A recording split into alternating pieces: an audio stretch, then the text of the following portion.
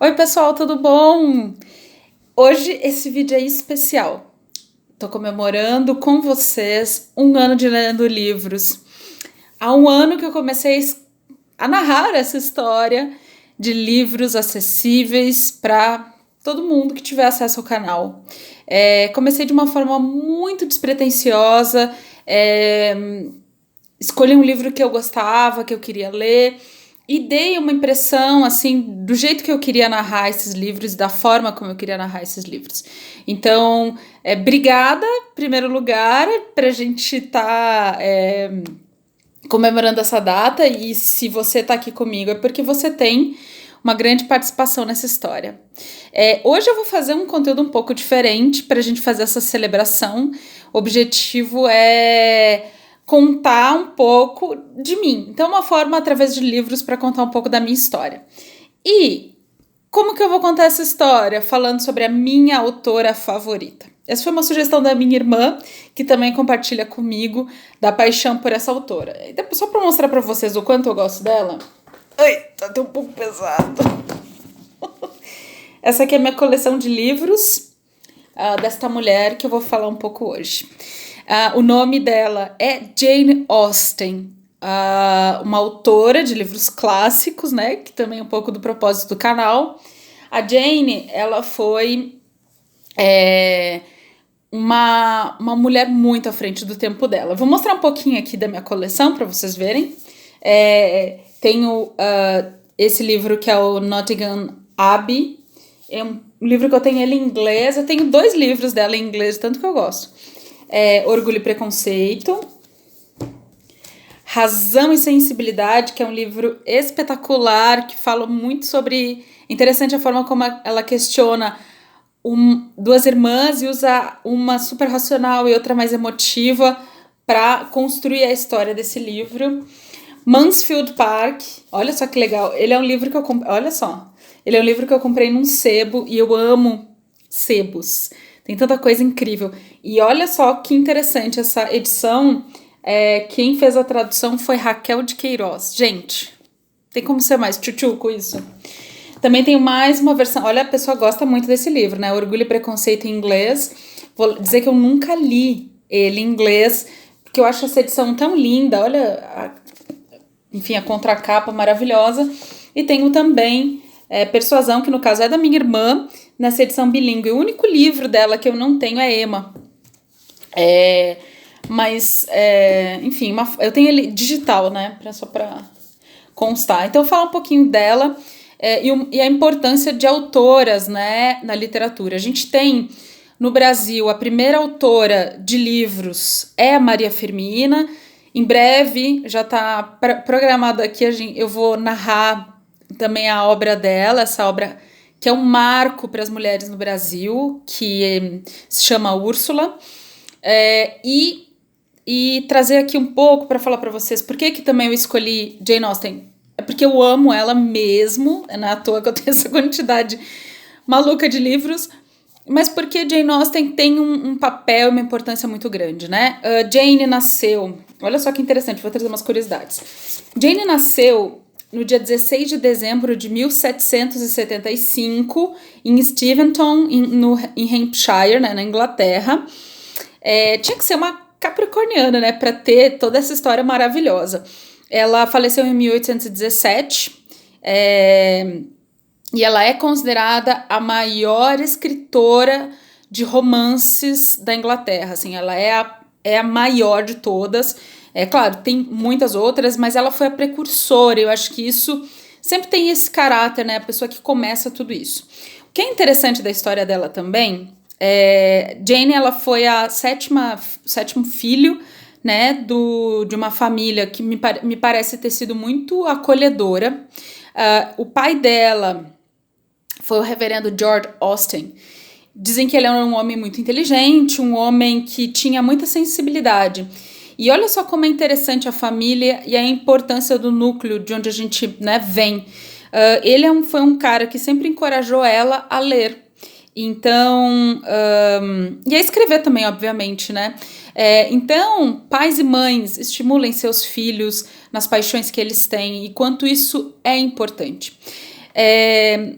voltando um pouco aí para essa história, a gente para pensar o quanto foi disruptivo e inovador uma mulher escrever. Só para vocês terem uma ideia e fazer um paralelo aqui rapidamente da história da Jane com uma outra autora, que é a Mary Shelley, que é escritora de Frankenstein, também outra obra que eu amo e é um marco absoluto. Mary não foi autorizada a assinar sua obra. Olha que coisa maluca. Durante muito tempo, quem assinou Frankenstein foi o marido dela. E aí, só com o tempo é que ela teve acho que até ela já não era mais viva quando ela começou a assinar como autora original de Frankenstein. Então, só para a gente olhar para isso e ver quanto Jane foi disruptiva e inovadora, né? Dizem que ela teve uma família muito afetuosa, que ela teve... ela morou em muitas cidades, depois que o pai dela morreu, enfim, eles foram mudando de cidade e se adaptando. Ela teve uma proposta de casamento, ela teve alguns namoradinhos aí na vida dela, ela teve uma proposta de casamento e dizem que na manhã seguinte da proposta ela já voltou atrás da decisão e decidiu que ela não ia casar. E isso, gente, pra época, era uma coisa tão revolucionária e tão moderna que, obviamente, ela foi muito julgada por isso. A obra da Jane, né, então, passei aqui um pouco por todos os livros, né, tirando Emma, que eu não tenho ele físico, é uma obra que ela é brilhante, ela é uma autora incrível, e ela faz muitas sátiras em relação a sociedade da época, os costumes, os preconceitos, as picuinhas, essas coisinhas que tipo, a mulher para ser alguém ela tem que casar. E toda a obra dela, ela faz essa relação. Vou ler aqui para vocês esse canal de narração de livros, né, meu povo? Então, vou ter que dar uma narradinha aqui. A introdução dessa edição que eu tenho aqui é feita pelo Lúcio Cardoso, que eu acho que traz um pouco, aterriza um pouco quem é essa autora maravilhosa. Então, Jane Austen, como tantas outras famosas romancistas inglesas, teve uma vida obscura e difícil, quase despida de repercussões exteriores. Vivendo num meio acanhado, que eu discordo aqui um pouco do Lúcio, tá?